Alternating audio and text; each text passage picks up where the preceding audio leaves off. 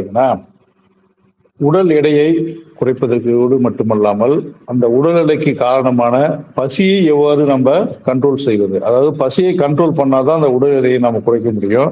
அதாவது உடலுக்கு தேவையான அந்த ஊட்டச்சத்தும், அந்த கலோரிகளும் கிடைக்கின்ற வகையில் நமது உணவை சரி செய்ய வேண்டும். புரியுதுங்களா? உணவு கட்டுப்பாட்டை சரி செய்ய வேண்டும். அது மட்டுமல்லாமல், பசியை எப்படி கண்ட்ரோல் பண்ணணும்? அதாவது பசியை கண்ட்ரோல் பண்ணணும். அந்த உடலுக்கு தேவையான, உயிர் வாழ்வதற்கு தேவையான அந்த ஊட்டச்சத்துக்கள், கலோரிஸ் இதெல்லாம் கிடைக்கிற அளவுக்கு நம்ம அந்த பசியை கண்ட்ரோலா வைத்திருக்கணும்.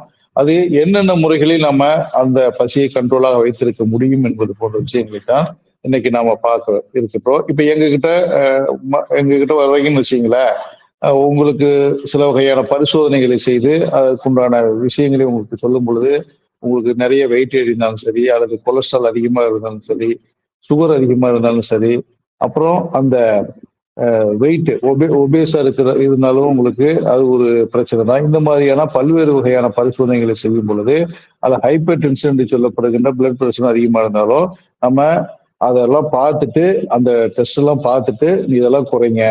இந்த மாதிரி விஷயங்களை குறைங்க. சர்க்கரையை குறைங்க. அதே மாதிரி உடல் பருமனை குறைங்க, கொலஸ்ட்ராலை குறைங்க, அதே மாதிரி பிபியை குறைங்க. இது மாதிரியான பல்வேறு வகையான விஷயங்களை அந்த பரிசோதனை வாயிலாக தெரியும் பொழுது அதை நம்ம குறைக்க சொல்லுவோம். அப்படி குறைச்சாலோ நீங்க என்ன சொல்லுவீங்க அப்படின்னா, இப்படி பல பல நோயாளிகள் நம்ம இடத்திலே சொல்லியிருக்கிறார்கள். என்னன்னா, இந்த மாதிரி விஷயங்கள்லாம் நம்ம குறைக்கலாம் சார். ஆனா பசியை தான் சார் என்னால கண்ட்ரோல் பண்ண முடியல. ஏன்னா வாக்கிங் போறேன், எக்ஸசைஸ் கூட சிம்பிளான எக்ஸசைஸ்லாம் சிலதெல்லாம் பண்றேன். வாக்கிங் போறேன். ஆனா பசி மட்டும் என்னால கண்ட்ரோல் பண்ணவே முடியல அப்படிங்கிறதுக்கு தான் இந்த வீடியோ. ஏன்னா நிறைய பேர் சொல்லியிருக்கிறாங்க, நான் எல்லாம் பண்றேன் சார். ஆனா பசி என்னால கண்ட்ரோல் பண்ண முடியல. அதுக்கு ஏதாவது ஒரு விஷயங்கள் இருந்தா சொல்லு அப்படின்னு சொல்லி கேட்டிருக்கிறாங்க. அந்த பசியை கண்ட்ரோல் பண்ணுவதற்கு தான் இந்த விஷயத்தை நம்ம சொல்லுகிறோம். ஆனால் பசியை வந்து நம்ம மெனக்கெட்டு, அதாவது ஒரு ஃபோர்ஸா கண்ட்ரோல் பண்ணக்கூடாது. ஏன்னா உடல் பலகீனமாகிவிடும். உடலுக்கு தேவையான ஊட்டச்சத்தும் தேவை, அந்த கலோரிஸும் தேவை. அதற்காக நம்ம ரொம்ப ஒரு ஃபோர்ஸ்ஃபுல்லா அந்த பசியை கண்ட்ரோல் பண்ணக்கூடாது. கொஞ்சம் கொஞ்சமாக அந்த பசியை எப்படி நம்ம கண்ட்ரோல் பண்ணுவது? அந்த பசியை கண்ட்ரோல் செய்வதற்குண்டான சில விஷயங்கள் இருக்கிறது. அந்த மாதிரியான செயல்பாடுகளை நாம் செய்யும் பொழுது அந்த பசியானது கண்ட்ரோல் ஆகிவிடும். அப்ப உடலுக்கு தேவையான போதுமான ஊட்டச்சத்து கிடைக்கும். அதன் மூலமாக கலோரிஸும் நமக்கு கிடைச்சிடும். புரியுதுங்களா? சரி, இந்த பசி எப்படி நமக்கு ஏற்படுகிறது? இந்த பசி என்ன வகையான டைப்ல இருக்குது அப்படின்னு பாத்தீங்கன்னா, 2 வகையான பசியானது இருக்கின்றது. ஒன்று ஹோமியோஸ்டாட்டிக் ஹங்கர், இன்னொன்று ஹிடோனிக் ஹங்கர் அப்படின்னு 2 வகையான பசி இருக்கிறது. ஹோமோஸ்டாட்டிக் ஹங்கர் அப்படின்னு பாட்டு நம்ம போட்டுருக்கிறோம். இந்த ஹங்கர் வந்து இயல்பானது. புரியுதுங்களா? இப்ப காலையில நீங்க டிபன் சாப்பிட்டுட்டு ஆபீஸ் கிளம்புறீங்களா, இல்ல உங்க வேலையின் காரணமாக ஏதோ இடத்துக்கு செல்றீங்க. அப்படி போகும் பொழுது கொஞ்சம் நேரம் ஆக ஆக உங்களுக்கு அந்த ஒரு 12:30 1 மணி பக்கமா வரும் பொழுது பசி லேசா வயிற்றுல தோன்றும். புரியுதுங்களா?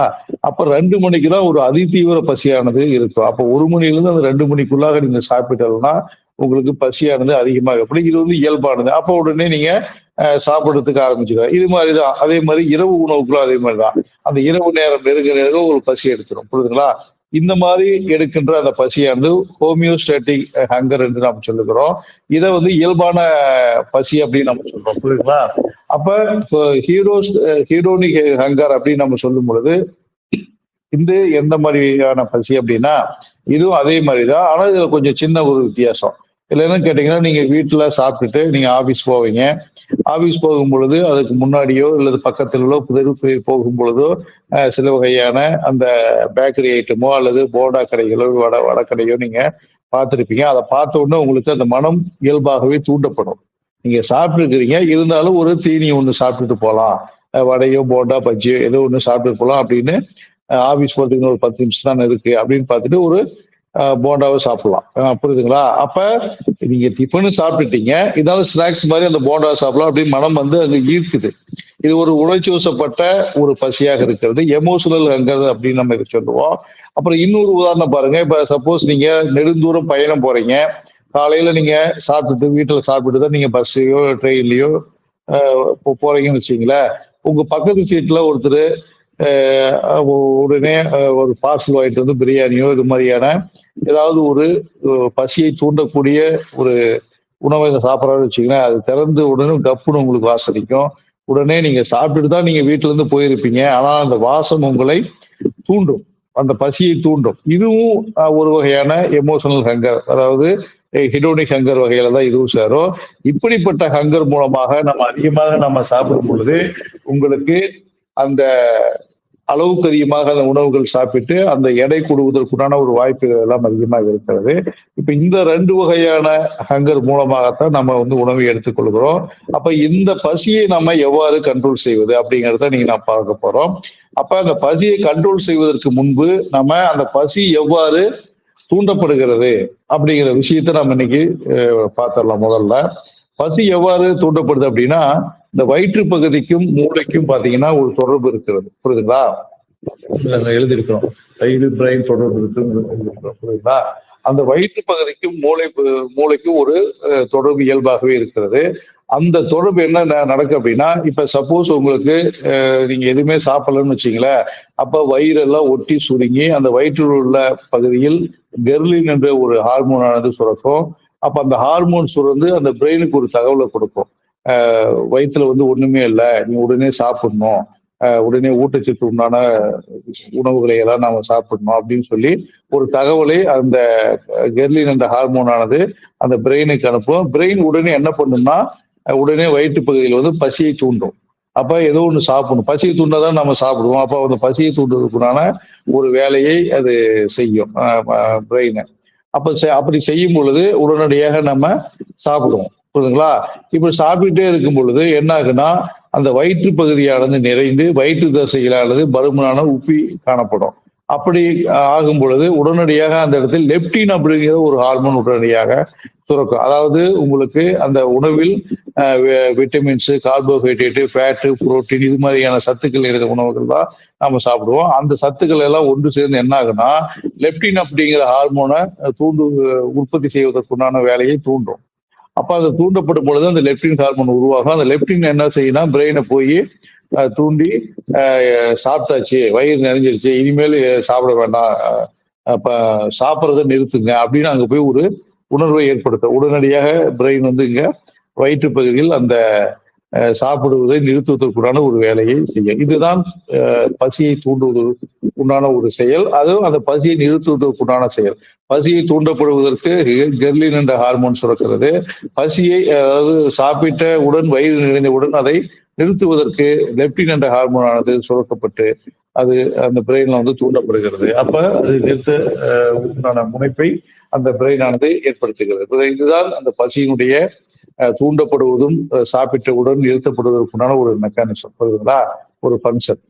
அடுத்தபடியாக பாத்தீங்கன்னா, இந்த பசியை நம்ம நிறுத்துவதற்கு, அதாவது கண்ட்ரோல் செய்வதற்கு, நிறுத்துவதில்ல, கண்ட்ரோல் செய்வதற்கு என்னென்ன வழிமுறைகளை நம்ம கடைபிடிக்க வேண்டும் அப்படின்னு பாத்தீங்கன்னா, முதலாவதான வழிமுறை பாத்தீங்கன்னா ஸ்லோ ஈட்டிங்.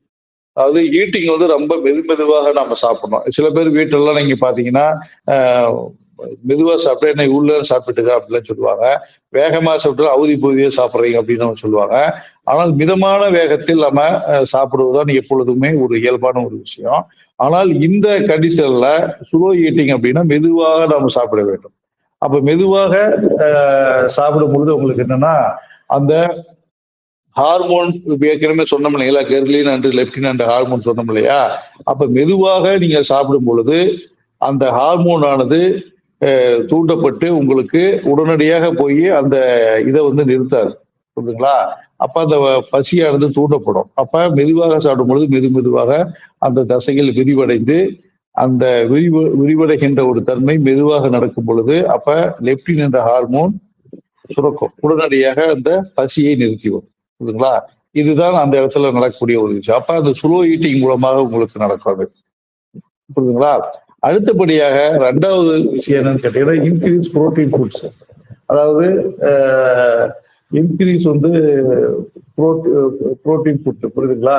அப்ப புரோட்டீன் ஃபுட் அப்படிங்கும் பொழுது என்ன பண்ணுவோம்னா வச்சீங்கன்னா, இந்த புரோட்டீன் நிறைந்த உணவுகளை அதிகமாக நம்ம எடுக்கும் பொழுது அதிக நேரம் பசிக்காது. அப்புறம் வயிறு கொஞ்சம் சாப்பிட்டாவோ வயிறு நிறைஞ்ச ஃபீலிங்க கொடுத்துரும். புரியுதுங்களா? அப்போ புரோட்டீன் நிறைந்த உணவுகளை நாம் அதிகமாக எடுத்துக்கொள்ள வேண்டும். புரோட்டீன் நிறைந்த உணவுகள் அப்படின்னு பார்க்கும் பொழுது அதாவது சிக்கன் இருக்கு, எக் இருக்கு, ஃபிஷ் இருக்கு. இது நான் வெஜிடேரியன் இந்த உணவுகளை நம்ம சாப்பிடலாம். அதே மாதிரி நான் வெஜிடேரியன்ல அந்த மட்டன் கூட நம்ம சாப்பிடலாம், புரோட்டீன் அதிகமாக இருக்கும். அடுத்தபடியாக பார்த்தீங்கன்னா இந்த தானியங்கள், பச்சை பயிராக இருக்கட்டும், சுண்டக்கடலையாகட்டும், அதே மாதிரி தோரம் பருப்பு, இது மாதிரியான தானியங்கள், அதே மாதிரி நிறைய அந்த நட்ஸ் அண்டு சீட்ஸ், அந்த உணவுகளையும் நம்ம எடுத்துக்கொள்ளலாம். ஏன்னா சீட்ஸ்ல அந்த அளவுக்கு இல்லைனாலும் அதையும் எடுத்துக்கொள்ளலாம். ஆனால் நட்ஸ்ல பார்த்தீங்கன்னா நிறைய புரோட்டீன் இருக்கிறதுனால அந்த நட்ஸ் வகைகளை சிலதை நம்ம எடுத்துக்கொள்ளலாம். இப்ப இது எடுக்கும் பொழுது என்ன ஆகும் அப்படின்னா, வயிறு நிறைந்த ஒரு ஃபீலிங்கை கொடுக்கும். அது மட்டும் இல்லாமல் பார்த்தீங்கன்னா அதுக்குண்டான கலோரியும் கிடைச்சிடும். வெயிட் லாஸ் ஆகக்கூடிய ஒரு வேலையும் அந்த விஷயங்கள் உங்களுக்கு செய்யும். புரியுதுங்களா? அப்ப இயல்பாகவே உங்களுக்கு அதிகமாக நம்ம சாப்பிடுவதை இந்த உணவுகள் நம்ம தடுத்து விடும். குறைஞ்ச நேரம் குறைஞ்ச உணவு எடுத்தா கூட நீங்க வந்து வயிறு நிறைந்த ஃபீலிங் கிடைக்கும். அதிக நேரம் பசிக்காது. இது 2 விஷயங்கள் நடக்கும். அடுத்தபடியாக பார்த்தீங்கன்னா இன்க்ரீஸ் ஃபைபர் இன்டேக்.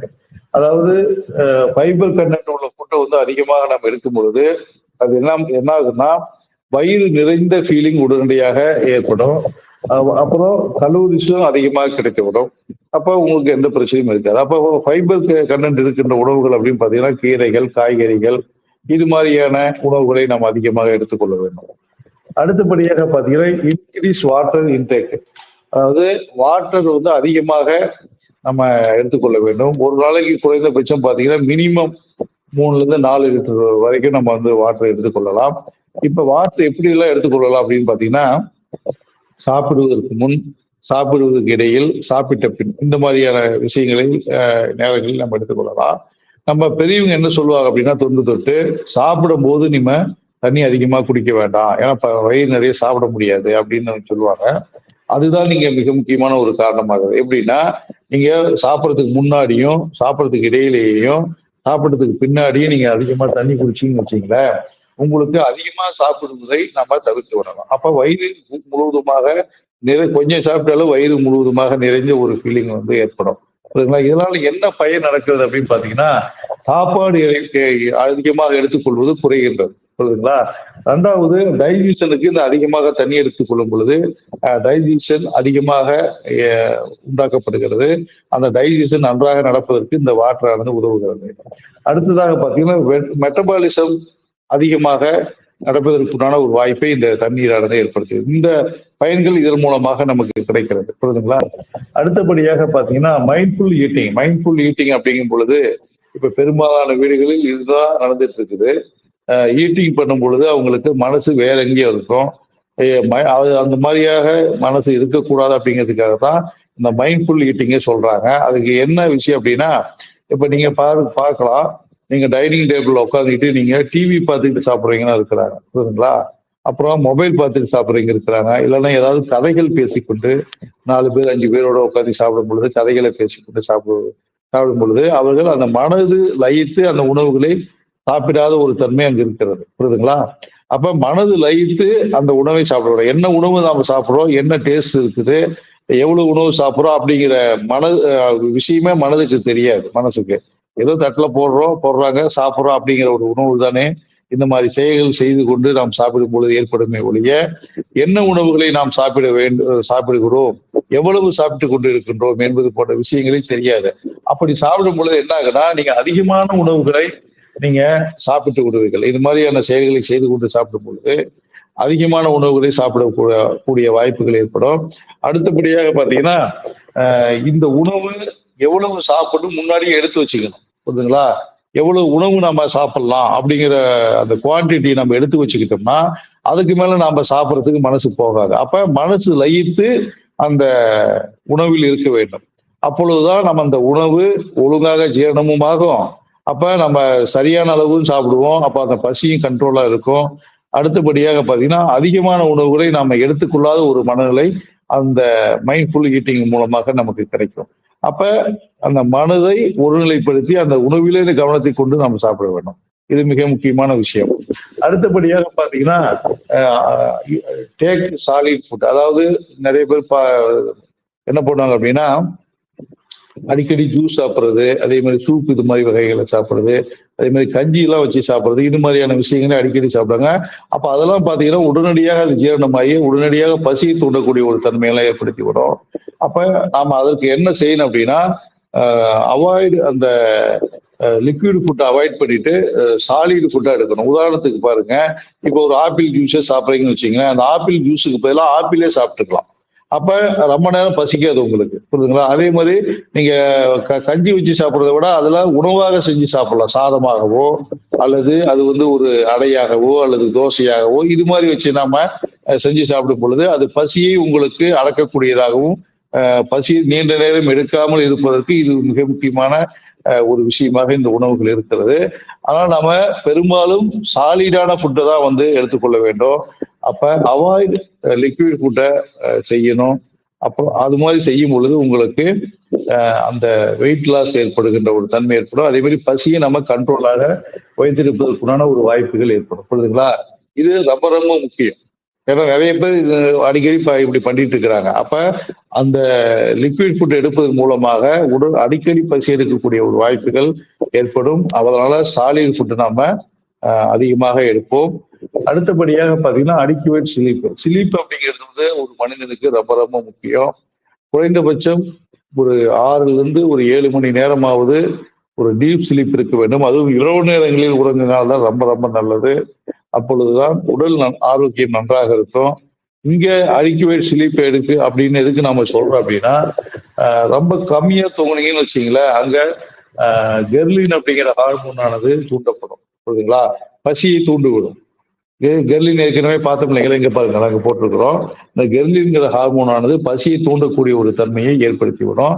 அப்ப நீங்க அதிகமாக சாப்பிடுகின்ற ஒரு தன்மையை அங்கு உண்டாகும்.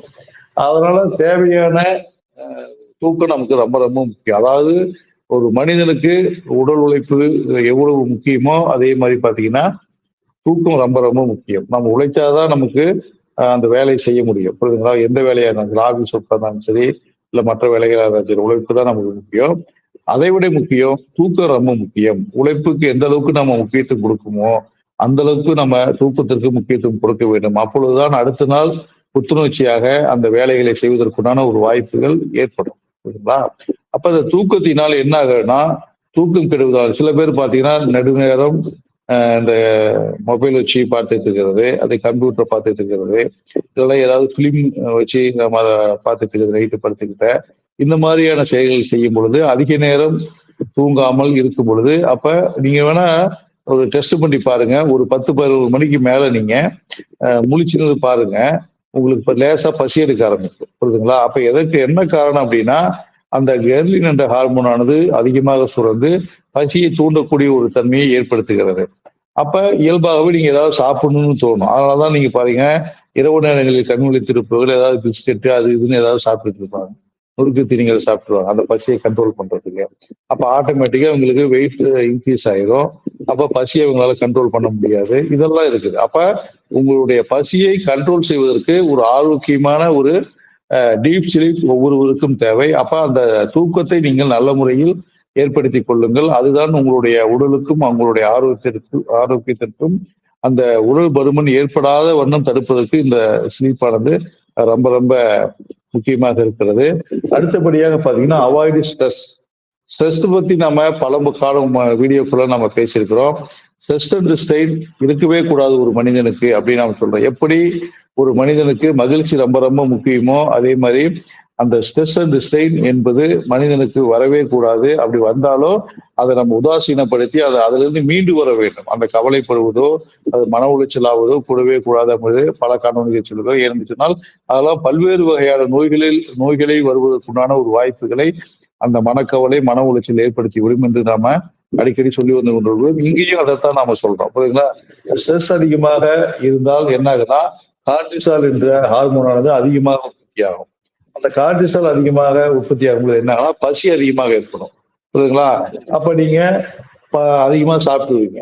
அப்போ உங்களுக்கு பசி அங்க வந்து கண்ட்ரோல் பண்ணவே முடியாது உங்களால. அப்ப அந்த ஸ்ட்ரெஸ் குறைந்தால் அந்த கார்டிசால் ஹார்மோன் ஆனது குறையும், அதனுடைய உற்பத்தி குறையும். அப்ப நீங்க வந்து பசி உங்களுக்கு கண்ட்ரோலாக இருக்கும். குறைவான உணவுகளை நீங்கள் எடுத்துக்கொள்வீர்கள். அப்ப உங்களுக்கு அந்த உடல் பருமனோ மற்ற விஷயங்களோ உங்களுக்கு வருவதற்கான ஒரு வாய்ப்புகளை இல்லாமல் போகிறது. புரியுதுங்களா? அப்ப இந்த விஷயங்களை நம்ம சரியான வகையில் நம்ம கடைபிடித்தோம் என்று சொன்னால், அப்ப அந்த உணவுகள் உங்களுக்கு நம்ம குறைவா சாப்பிடலாம். பசி கண்ட்ரோலா இருக்கும். அதிக நேரம் பசிக்காது. வெயிட் லாஸ் இருக்கும். அதே மாரி உடல் பருமன் ஏற்படாது. இந்த மாரி விஷயமெல்லாம் நம்ம கையில தான் இருக்குது. இத நம்ம செயல்படுத்தினோம் என்று சொன்னால், நமக்கு அற்புதமான ஒரு ஆரோக்கியம் கிடைக்கக்கூடிய ஒரு வாய்ப்புகளும் இந்த விஷயத்தின் மூலமாக நமக்கு கிடைக்கிறது. ஆகவே இதை நீங்க ஃபாலோ பண்ணுங்கள். ஃபாலோ பண்ணிட்டு, அது மூலமாக அந்த அற்புதமான அந்த உணவுகளை ஏற்படுத்தி கொள்ளுங்கள். அடுத்தபடியாக நமது நிகழ்ச்சியில் ஒரு காலர் இருக்கிறாரு. அவர்ட்ட பேசிட்டு நம்ம பேசுவோம். ஹலோ. வணக்கம் சொல்லுங்க. எங்கிருந்து பேசுறீங்க? ம். அப்படியா? ஆ, திருச்சி. ஆ, ஆ, நீங்க சரியா சத்தமா பேசுங்க. திரு ஆஹா. அப்படியா? ஆ, ஆ, ஆ. ஓஹோ! சரி, சரி, சரி, சரி. ஆஹா. ஆஹா. சரி, சரி, சரி. சரி, சரி, சரி. ஆஹா. ஆஹா. சரி, சரி. ஆ. ஓஹோ! அதான், அதான். திருவிடை ஆ, அப்படியா? திரு ம்ஹ்ம். சரி, சரி. சரி, அது ஒண்ணும் பிரச்சனை இல்ல. அது எப்படி பேசுறீங்க? சரி. அப்படியா? ஆ. ம். சரி. ஓ! சரி. இப்ப என்ன ப்ராப்ளம் உங்களுக்கு? மூட்டு வலிங்களா? சரிங்க. ஆ. ஆஹா. ஓஹோ! சரி, சரி. ஆ. சரி. ஓஹோ! சரி. நான் சில மருந்துகள சொல்றேன், உணவுப் பொருட்கள சொல்றேன். ஆமா, அத நோட் பண்ணிக்கங்க. உணவுகள் அப்படின்னு பார்க்கும் பொழுது, உருளைக்கிழங்கு, வாழைக்காய், முருங்கக்காய், கொத்தவரங்காய், அகத்திக்கீரை, பாவக்காய், புளிப்பு இதெல்லாம் சுத்தமா சாப்பிடாதீங்க. ஆமா. குளிக்கிறது, குடிக்கிறது எல்லாமே சுடு தண்ணீயா பயன்படுத்துங்க. அதே மாரி தினந்தோறும் அந்த இப்போ புளிப்பான உணவுகள்லாம் அவாய்ட் பண்ணிருங்க. பேக்கில் செய்யப்படுகின்ற அந்த தின்பண்டங்கள், ரெடிமேட் உணவுகள், ஃபாஸ்ட் ஃபுட் ஐட்டங்கள் இதெல்லாம் கொஞ்சம் அவாய்ட் பண்ணிருங்க. அதே மாரி மருந்துகள் அப்படின்னு பார்க்கும் பொழுது, அமுத்திர மாத்திரை தினந்தோறும் ஒரு காலையில ஒரு மாத்திரை, இரவு ஒரு மாத்திரை எடுங்க. அதே மாரி முடக்கருத்து அமுச்சுவதனம், ஏகாந்த செந்தூரம், காலையில் ஒரு ஸ்பூன், இரவு ஒரு ஸ்பூன் தேன்ல கலந்து சாப்பிடுங்க. வாதமுடைக்கு மாத்திரை, காலையில் ஒரு மாத்திரை, இரவு ஒரு மாத்திரை. பாண்டிக்காய் சூரணம், காலையில் ஒரு ஸ்பூன், இரவில் ஒரு ஸ்பூன் சுடுதண்ணில கலந்து சாப்பிடுங்க. வாதக்கேடா கோடாரி தைலம் அப்படின்னு ஒரு தைலம் இருக்கு. இதை வந்து இரவு வேளைகள்ல லேசா சூடு பண்ணிட்டு நம்ம மூட்டுல அப்ளை பண்ணி விடுங்க. ஆமா. அது பண்ணும் பொழுது இந்த வலி எல்லாமே குறைஞ்சிடும். சரிங்களா? ஆமா. கண்டிப்பா. ஆ, ஆ, ஆ, ஆ. சரிங்க, சரி. அதான், அதான். ஆ, திருமலிசையிலிருந்து பேசுறீங்கன்னு சொல்றீங்க. சரி, ரைட், ரைட். சரி. அது ஒண்ணும் பிரச்சனை இல்ல. அதான் மெட்ராஸ்ல. ஆ, சரி. இது கரெக்ட்டா ஃபாலோ பண்ணுங்க. ஃபாலோ பண்ணிட்டு, ஏதாவது சந்தேகம் இருந்தது அப்படின்னா எனக்கு ஃபோன் பண்ணுங்க. சரிங்களா? ஆ, ஆமா. இதுலயே கொஞ்சம் கொஞ்சமா குறைஞ்சிரும். ஆமாங்க. கண்டிப்பா, கண்டிப்பா. ஓகே. வணக்கம், வணக்கம். அடுத்தபடியாக இன்னொரு காலர் வந்திருக்கிறாரு. அவரை பத்தி நம்ம பேசிட்டு பேசுவோம். ஹலோ. ம். வணக்கம் சொல்லுங்க. எங்கிருந்து பேசுறீங்க? ஆ, அஸ்தம்பட்டி சேலமா? சொல்லுங்க. கண்டிப்பா. ஆ, ஆ. அதான், அதான், அதான். சரிங்க, சரி. சரி. ம். ஆ, ஆ. சரி. அப்படியா? ஆ. ம். சரி. ஆ, ஆ. அதான், அதான். சரிங்க. ம். ம். சரி. ம். ம். ஆ. அதான், அதான். சரி, சரி. ஆ? ஆ. அப்படியா? முதுகுவலி அதிகமா இருக்கு. ஆ. முதுகுவலி. ஆமா. ஆஹா. அப்படியா? தொடைப்பகுதியில வலி இருக்கா? சரி, சரி. வேற ஏதாவது பிபி, சுகர், சர்க்கரை சாரி அ, ஆ? ஆமா. ம். வேற ஏதாவது அடிபட்டுச்சுங்களா? பிபி, சுகர் இருக்கா? அடிபட்டவும் இல்ல. சரி ரைட்டு. எவ்வளவு வருஷமா இருக்குதுங்க? ஆ? ஆஹா, அப்படியா? சரிங்க.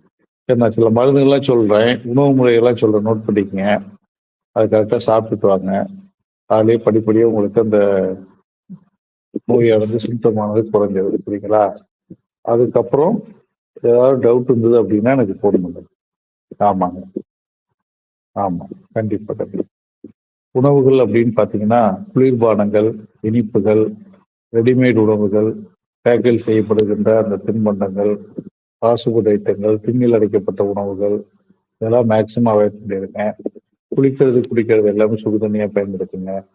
ஆமா. அடுத்தபடியா பார்த்தீங்கன்னா, உங்களுக்கு அ தினந்தோறும் நீங்க சில வகையான எக்ஸர்சைஸ் அது மாரி செய்யணும். ஆமா. லேசான அந்த வாக்கிங், கீழ உட்கார்ந்து எந்திரிக்கிறது, இது மாரிலாம் செஞ்சுட்டு வாங்க. அது கொஞ்சம் கொஞ்சம் அந்த நரம்பு வந்து ரிலாக்ஸ் பண்ணும். புரியுதுங்களா? மருந்துகள் அப்படின்னு பார்க்கும் பொழுது ஆமா, ஆமா. கண்டிப்பா. ம். முடக்கத்தான் சூரணம், பாதநாதன் சூரணம், ஆமா. அயகாந்த செந்தூரம். இது 3யும் மிக்ஸ் பண்ணிட்டு, காலையில ஒரு வேளை, இடைவேளையில ஒரு வேளை 1 ஸ்பூன் தேன்ல கலந்து சாப்பிடுங்க. ஆமா. கண்டிப்பா, கண்டிப்பா. வாதா மாத்திரை அப்படின்னு சொல்லி ஒரு மாத்திரை இருக்கு. அந்த மாத்திரையை காலை ஒரு மாத்திரை, இடைவேளை ஒரு மாத்திரை. தாண்டிக்காய் சூரணம். காலை 1 ஸ்பூன், இடைவேளை 1 ஸ்பூன். சிறுதண்ணீர் கலந்து சாப்பிடுங்க. ஆமா. தைலம் அப்படின்னு பார்த்தீங்கன்னா, வாதகேசரி தைலம் ஒரு தைலம் இருக்கு. இத வந்து அந்த பெயின் இருக்கிற இடத்தெல்லாம் லேசா அப்ளை பண்ணி விடுங்க. ஆமா. இரவு நேரங்கள்ல லேசா சூடு பண்ணி அப்ளை பண்ணி விடுங்க. அப்ளை பண்ணீங்கனாவே உங்களுக்கு அந்த வலி படிப்படியா குறைஞ்சிரும். சரிங்களா? இடையில ஏதாவது சந்தேகம் வந்தது அப்படின்னா, எனக்கு வந்து ஃபோன் பண்ணுங்க. ஓகேங்களா? ஆமா, ஆமா. கண்டிப்பா, கண்டிப்பா. ம், ம். சரிங்க. ஆ, ஆ. சரி. ஆ. கண்டிப்பா, கண்டிப்பா. சரிங்க. ஓகேங்க. ஆ, சரி. எப்பனாலும் ஃபோன் பண்ணுங்க. ஒண்ணும் பிரச்சனை இல்ல. சரிங்களா? வணக்கம். அடுத்தபடியாக நமது நிகழ்ச்சி முடிந்த பின்னரும் உங்களுக்கு ஏதேனும் சந்தேகம் இருப்பின் எனது வாட்ஸ்அப் எண்ணான 9514325454 என்ற எண்ணில் தொடர்பு கொண்டு உங்களுடைய சந்தேகங்களையும் உங்களுடைய நோய்களுக்கு உண்டான ஆலோசனைகளையும் கேட்டு தெரிந்து கொள்ளலாம். இந்த காணொலியை நீங்கள் ஷேர் செய்யுங்கள், லைக் செய்யுங்கள். இது போன்ற மருத்துவ விழிப்புணர்வு அறிவை பெறுவதற்காக உங்களுடைய இல்லங்களிலும் இல்லங்களிலும் இந்த காணொலியானது தினந்தோறும் வந்து சேர்வதற்கு எங்களுடைய ஆன்லைன் டிவி சேனலை சப்ஸ்கிரைப் செய்து கொள்ளுங்கள். அதோடு அந்த தொழிற்பதிவை நல்கிவிட்டு ஆல் என்ற ஆப்ஷனை கிளிக் செய்யுங்கள். இதை நீங்களும் பார்த்து மற்றவர்களையும் பார்க்கச் செய்து அதிக ஆரோக்கியத்துடனும் அதிக ஆயுளுடனும் வாழ்ந்து இந்த உலகை வெல்வதற்குண்டான சூழலை ஏற்படுத்துவோம்.